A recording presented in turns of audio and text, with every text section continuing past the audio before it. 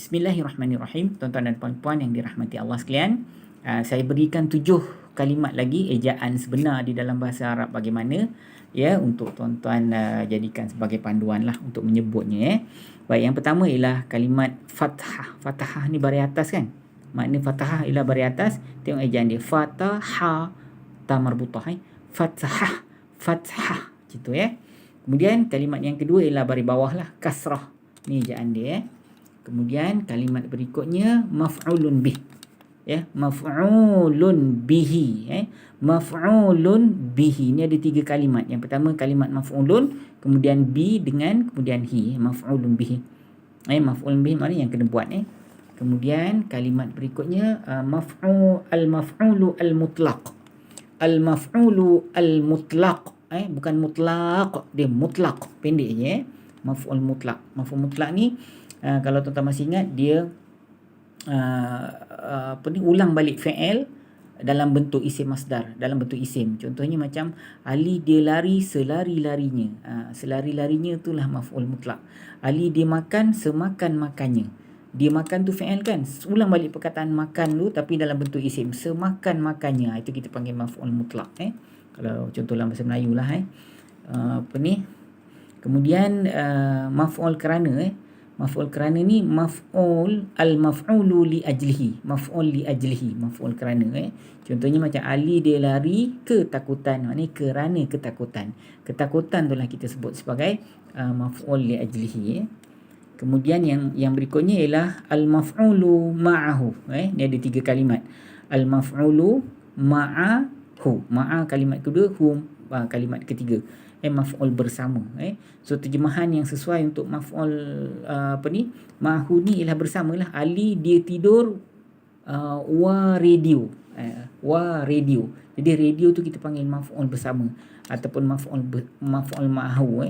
Jadi wa tu terjemahannya bersamalah yang paling tepat sekali. Kemudian maf'ul fihi. Maf'ul fihi. Maf'ul fihi ni maf'ul yang mana zaraf yang menjadi maf'ul. Contohnya apa?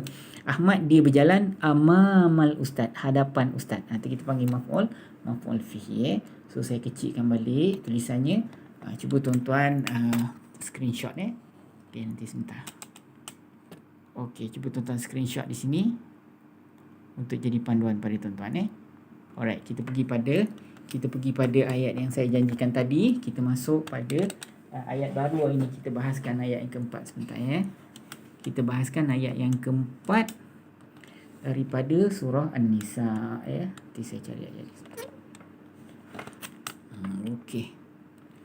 Wa'atu daripada sini. Wa'atu An-Nisa'a saduqatihinna nihlah. Wa'atu dan berikan oleh kamu, dan berilah oleh kamu An-Nisa'a perempuan-perempuan itu sadaqatihinna nihlah. Sadaqati maknanya mahar-mahar mereka. Dalam konteks ini maksud sadaqat ni ialah mahar-mahar. Jadi sadaqat ini ialah kalimat muannas, ni ialah kalimat jamak muannas salim. Sadaqatihinna, kemudian nihlah. Nihlah ni dengan ikhlas. Dengan ikhlas. Itu maksud dia. Okey, baik. Kita balik pada ayat yang pertama. Dan berilah oleh kamu kepada perempuan-perempuan itu yang kamu nak jadikan isteri itulah, mahar-mahar mereka, mas kahwin mereka, ikhlas dengan ikhlas. Baik, tuan-tuan tahu kan kisah cerita ni pasal apa? Jadi tuan-tuan pun boleh tengok sendiri. So kita ambil dia punya teknikal, tuan-tuan. Okey. Kalimat yang pertama ialah wa. So wa ni cuba tuan-tuan tengok. Wa ni waw ataf ataupun waw permulaan cerita, waw istinaf. Ini ialah waw ataf. Kalau kitab yang di tangan saya, wa ni ialah waw ni ialah waw ataf.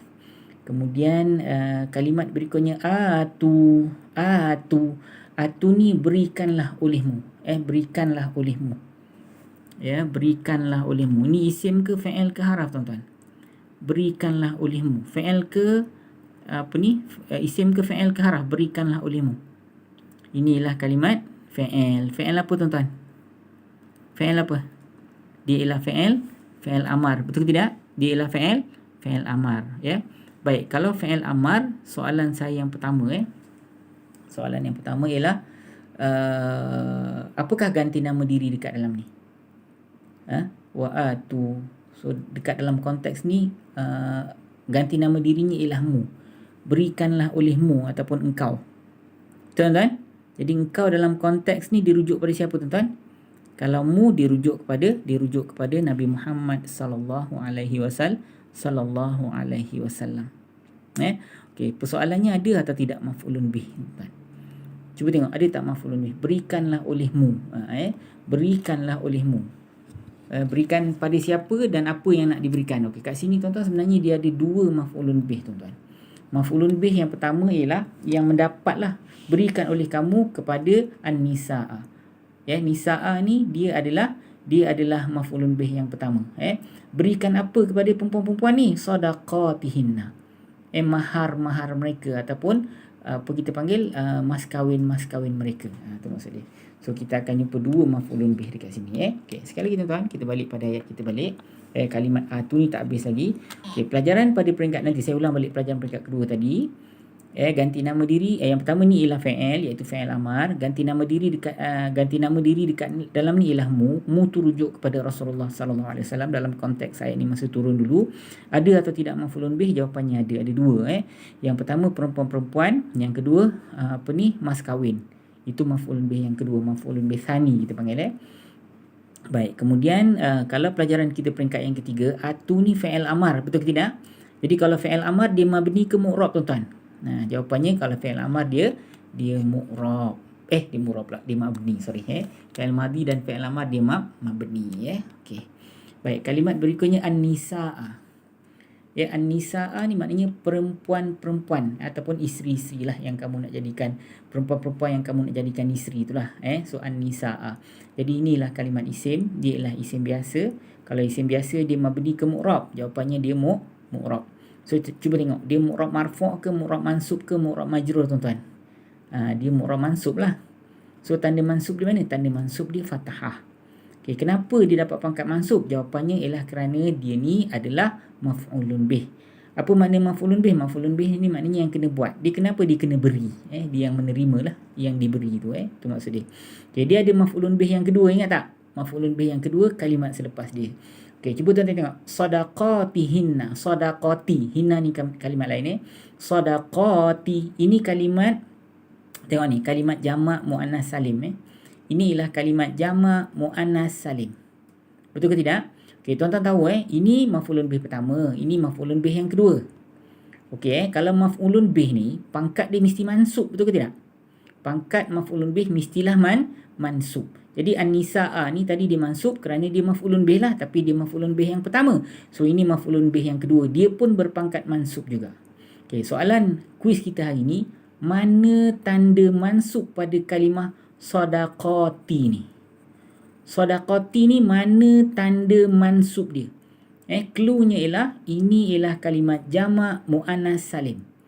Kalau kalimat jamak mu'annas salim dia mansub dengan tanda apa? So soalan saya lagi sekali, manakah tanda mansub pada kalimah sadaqati ini? Okey, tuan-tuan jawab hantar ke 0108173131.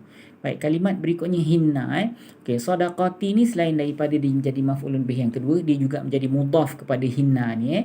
So hinna ni ialah mudhafun ilaih. Sepatutnya mudhafun ilaih kena baris bawah kan, tapi hinna ni dia ialah isim yang ada gelaran dan fungsi, dia isim dhamir tuan-tuan.